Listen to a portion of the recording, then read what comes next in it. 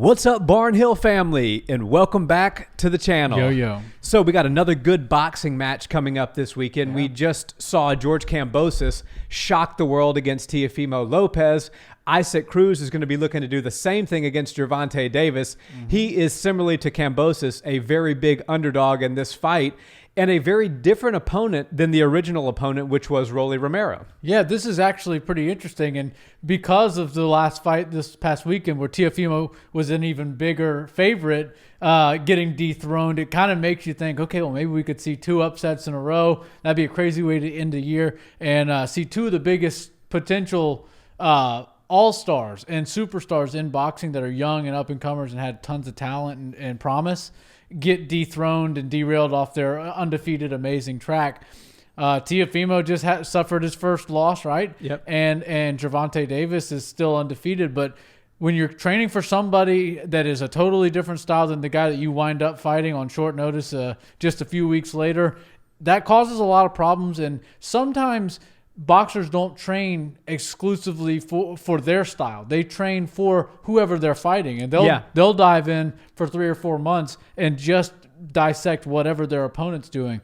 When you throw a wrench into those plans and you get a new guy who does a completely opposite style just to save the card, sometimes that can spell trouble for the A side. It can. And Barry Hunter, Gervonta's trainer, came out and said that. Not so much that he's concerned that Gervonta might lose this fight or anything that would rise to that level of concern, just in the sense that, hey, we trained for several months, just as you said, for Rolly Romero. Rolly's 5'8". He kind of is an outside fighter. He's got very good boxing skills. Does have a lot of knockouts, but it's not in that come forward, fight in a phone booth type of style. Yeah. Now, Isaac Cruz is 5'4", and he's got very short arms, 63-inch wingspan. Whereas if you compare that to Gervonta, he's not a very tall guy himself. He's only about 5'5", but almost a 69-inch wingspan. So he's going to have a 6-inch reach advantage over Cruz, which makes for a totally different fight. Cruz is not going to be able to stay on the outside and jab. He's going to try to come and smother Gervonta as much as he can. I think it's going to make for a very exciting fight for as long as it lasts.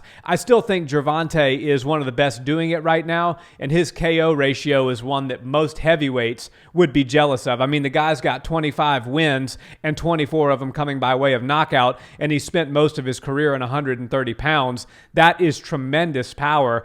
And, you know, it's funny, we talk about George Kambosos. That name is starting to come out of Gervonta's mouth now because he was talking about Teofimo. You have a lot of these really good young guys right now, this nucleus of the new generation of boxing. You have Teofimo, you have Ryan Garcia, you have Devin Haney, you have Gervonta Davis, and we were all thinking they're going to fight each other in sort of a round robin at some point.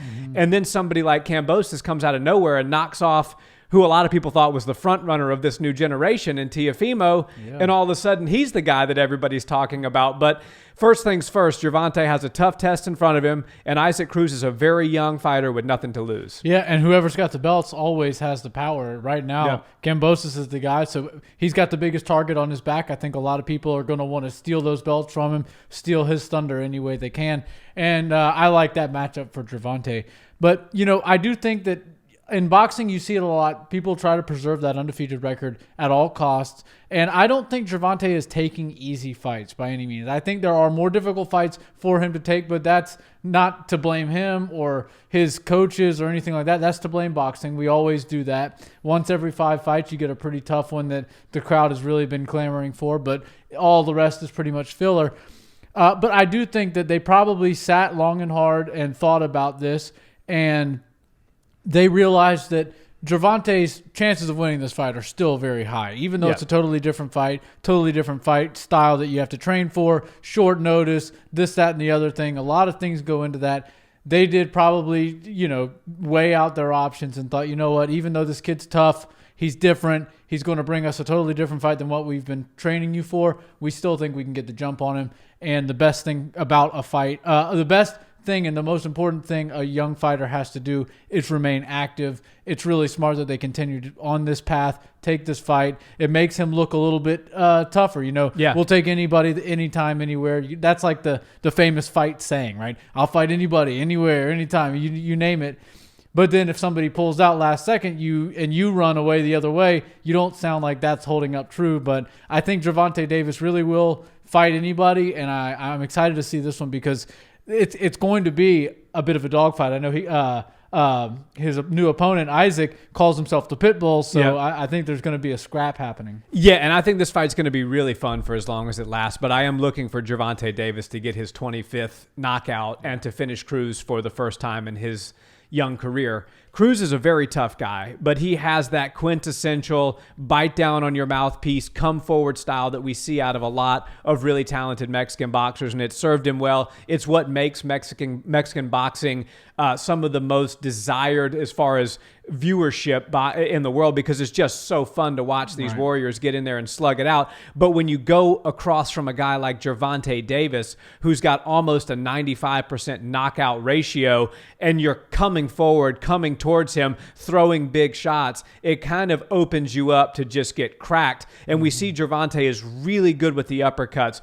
really good with the short hooks. He actually finishes a lot of his opponents with that, working them to the body. We saw even Mario Barrios, a much bigger, much taller guy, crumbled with some incredible body work and some incredible uppercuts and stuff like that. So I think Rolly Romero would have presented a little bit more problems if he tried to stay to the outside and outbox Gervonta, which is why actually I think the George Kambosos fight is interesting. Still would probably pick Gervonta to win that. But Isaac Cruz, and also pair that with the fact that Cruz is only 23 years old. Yeah. This is the biggest opportunity of his life, for sure going to be the biggest payday of his life, and he's going to come out and try to steal those belts off of Gervonta. Yeah. He's not going to leave anything in the ring, and it's going to be very entertaining, but I'm thinking Gervonta is going to get it done within 7. Yeah, I don't think we're going to see 2 major upsets in boxing 2 weekends in a row. I could be wrong. I'm expecting a good fight. I think it's going to be fun while it lasts. I think we're going to see 6 or so rounds, 6 or 7 rounds. And then Gervonta, when you get in there, people don't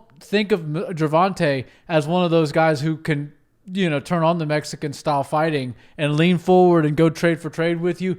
But that's not something you want to do with Gervonta Davis. He will knock you out, and his uppercuts are vicious. His hooks are vicious. His footwork is really, really good. And if you go in there and try to do that, which I expect Isaac Cruz to go in there and do, then you could wind up in a lot of trouble. So I've got Gervonta getting a finish. I think the kid's tough, so it'll probably be a technical knockout rather than a clean sleeping. But I think Gervonta round 7 or so.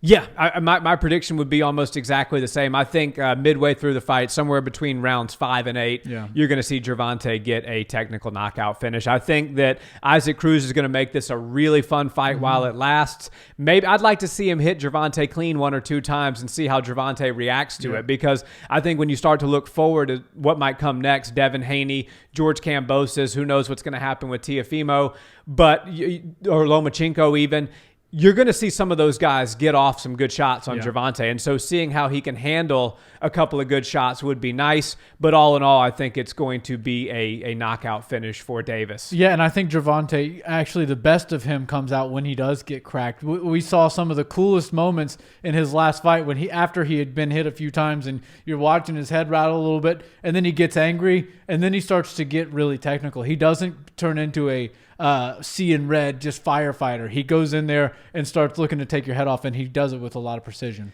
Yeah, it's very interesting to watch Tank. It's almost like once you rock him, he's got you exactly where he wants you at that point, which is so counterintuitive. But I think we always talk about Bud Crawford being the best finisher in the game, in our opinion. Gervonta's not far behind him. I think Gervonta's finishing ability, once he has an opponent hurt, might be next to none, maybe only eclipsed by Bud Crawford, and I guess you could throw Canelo in there as of late. Yeah, and Crawford looks really cool doing it, but nobody looks quite as cool as Tank doing it. That's for sure. Guys, thanks so much for watching this video. Let us know in the comments, are you going to watch this great boxing match? And who do you have to win? Can Isaac Cruz pull the upset, or will it be business as normal for Gervonta? We always love chatting with you guys in the comments. And until the next video, guys, have a great day. Peace.